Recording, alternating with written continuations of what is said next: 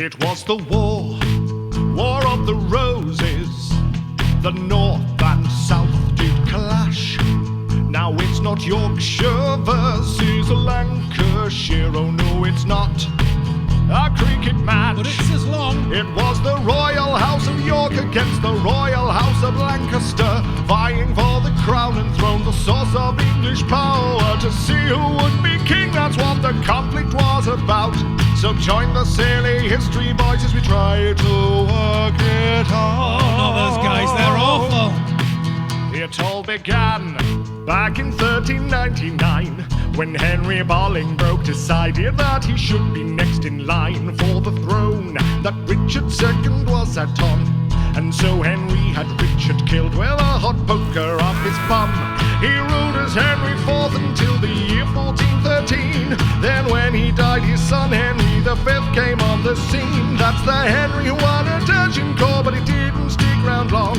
He died in 1422 and was succeeded by his son, Henry VI, who was but 9 months old. And so England was being ruled by advisors, truth be told. As the king grew, he was perceived as weak.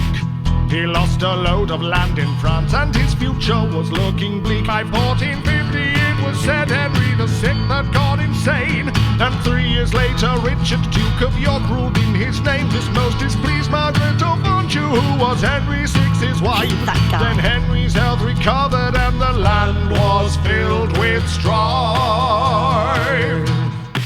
You see, Margaret hated Richard, Duke of York. I just said. And since Henry was now recovered, she kicked Richard out of court. Margaret became head of the Lancastrian cause, but the Yorkists wouldn't have it and decided to use force. And so on May 22nd in the year 1455, the battle at St. Albans saw the king captured alive. Since the king had fallen ill, the Duke of York ruled once again. Richard Neville, Earl of Warwick, was his super helpful friend. So helpful. Then the next year, that's 1456, Nearly 3 o'clock. saw the king once again recover all his wits. And so Margaret had all the Duke of York's appointments overturned.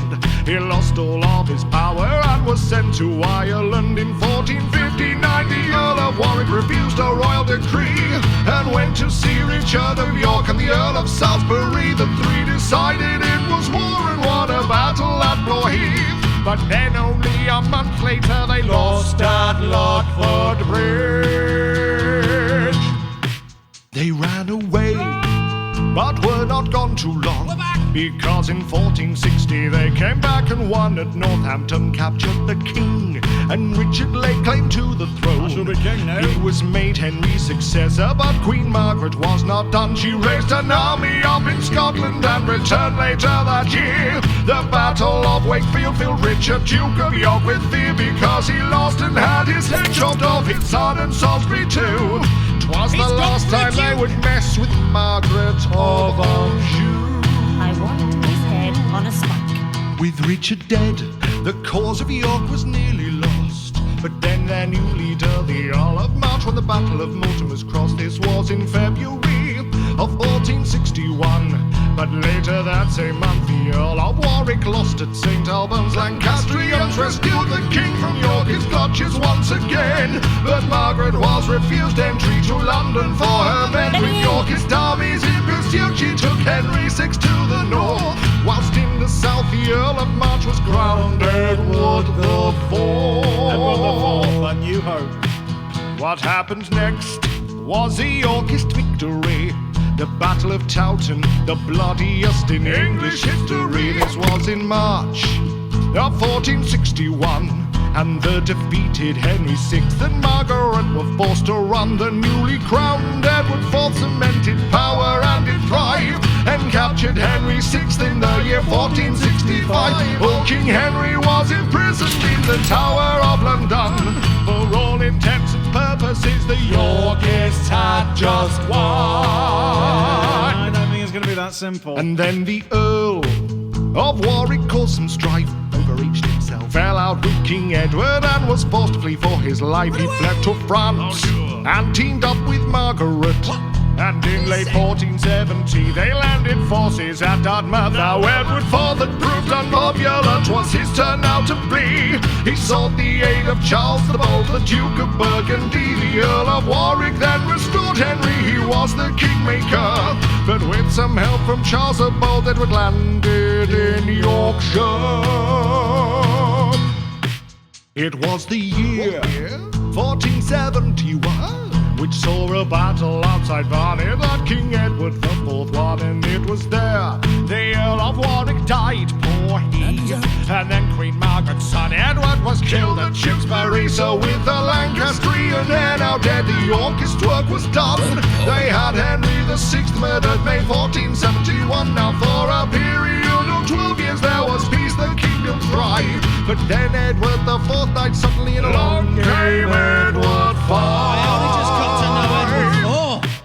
But he was 12 and had a protector, a man who was his Uncle Richard of Gloucester. Now Uncle Richard had some plans of his own, and so the King Edward V and his brother were given a new home in the Tower of London, which is as bad as you've heard. As dear old Uncle Richard crowned himself Richard III. It was now 1483, and good King Richard was your friend, unless you were the boys in the tower who were never seen again.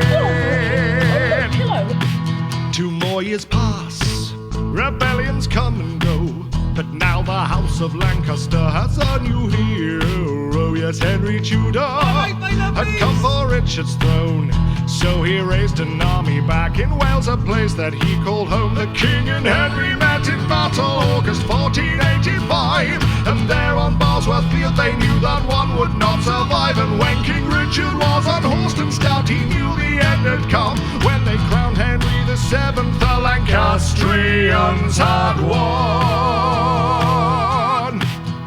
won the War of the Roses. Oh, I remember. Oh yes, the North and South did clash. It was not Yorkshire versus Lancashire. No, it was not a cricket match. No, it was not a cricket match. No, it was not a